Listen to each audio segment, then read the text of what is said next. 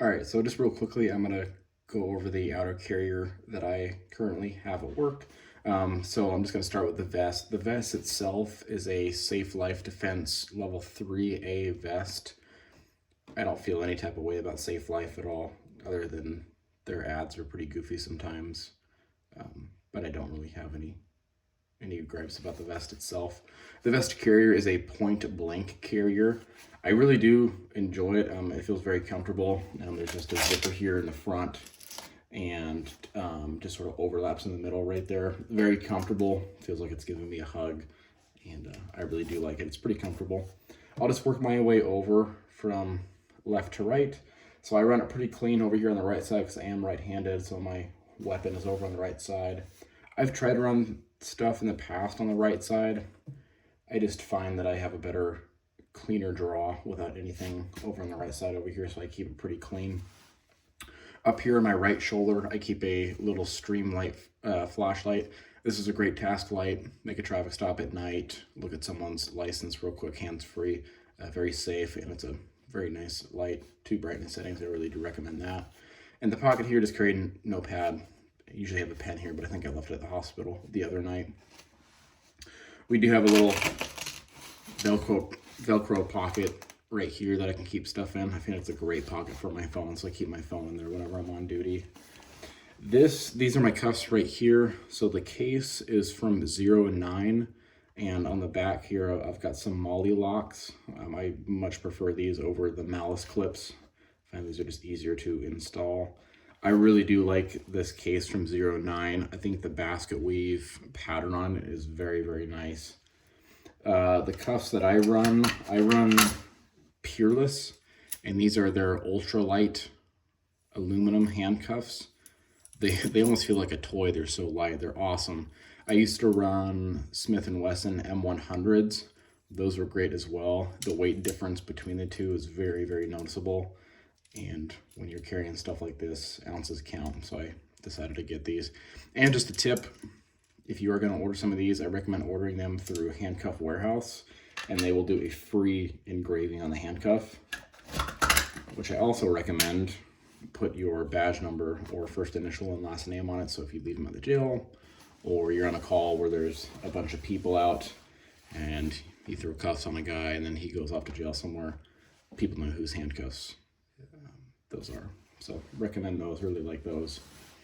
These are the body cams that we rock. We wear G-Tech body cams. They're issued to us. I don't feel any type of way about them either. I ran Axon Body 3s in my last agency, and I do prefer the Axon compared to these. But it's a body cam. What are you going to do? In this pocket behind the body cam, I have my Miranda card. I have police stickers for kids, express consent card, business cards, and then a handcuff key right here.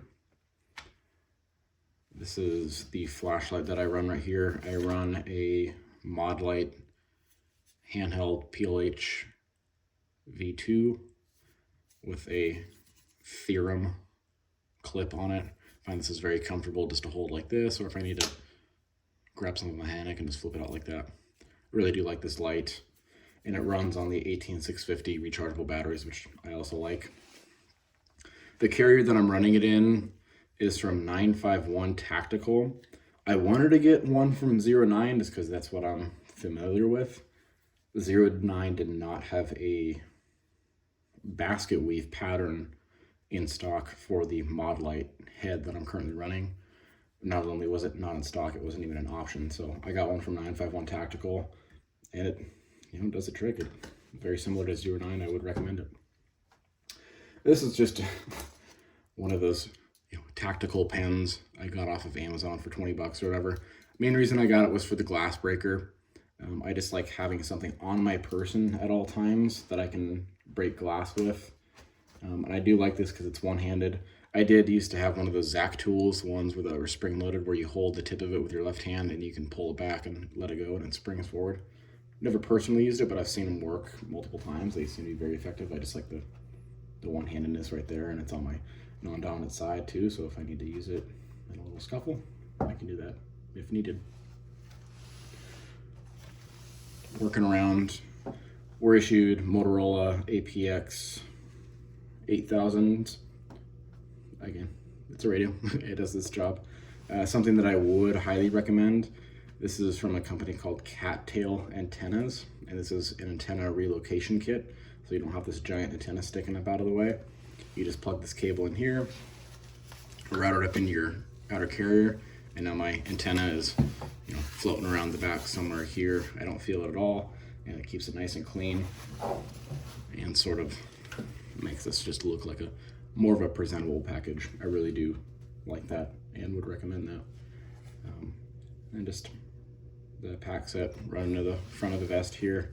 And then my earpiece that I run, I do want to hit on this because this is maybe my favorite piece of gear that I run.